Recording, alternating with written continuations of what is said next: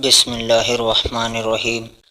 حضرت عائشہ رضی اللہ تعالی عنہ بیان کرتی ہیں، یہودیوں کی ایک جماعت نے نبی صلی اللہ علیہ وسلم سے اجازت طلب کی تو انہوں نے کہا تم پر موت واقع ہو۔ میں نے کہا بلکہ تم پر موت اور لعنت واقع ہو۔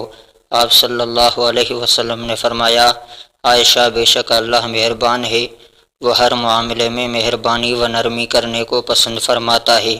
میں نے عرض کیا کیا آپ نے نہیں سنا کہ انہوں نے کیا کہا؟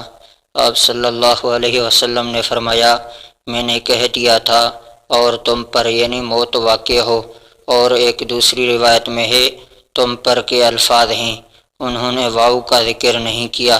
اور بخاری کی روایت میں ہے عائشہ رضی اللہ عنہا نے فرمایا، یہودی نبی صلی اللہ علیہ وسلم کے پاس آئے اور انہوں نے کہا تم پر موت واقع ہو۔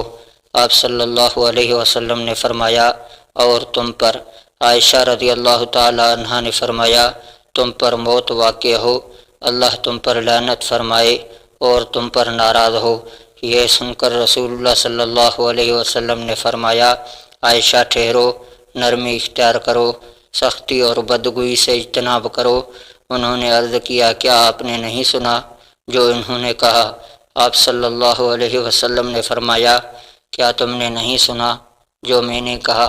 میں نے انہیں جواب دے دیا تھا، ان کے متعلق میری بد دعا قبول ہو گئی، جبکہ ان کی میرے متعلق بد دعا قبول نہیں ہوئی۔ اور مسلم کی روایت میں ہے آپ صلی اللہ علیہ وسلم نے فرمایا، آپ بدگوئی کرنے والی نہ بنیں، کیونکہ اللہ بے تکلف اور با تکلف بدگوئی کو پسند نہیں فرماتا۔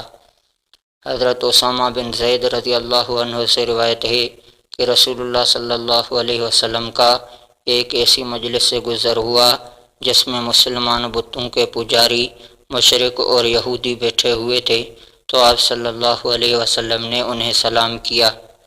حضرت ابو سعید خدری رضی اللہ تعالیٰ عنہ نبی صلی اللہ علیہ وسلم سے روایت کرتے ہیں، آپ صلی اللہ علیہ وسلم نے فرمایا، راستوں میں بیٹھنے سے اجتناب کرو۔ صحابہ نے عرض کیا، اللہ کے رسول وہاں بیٹھنا ہماری مجبوری ہے، اس کے بغیر گزارا نہیں، ہم وہاں بیٹھ کر باتیں کرتے ہیں۔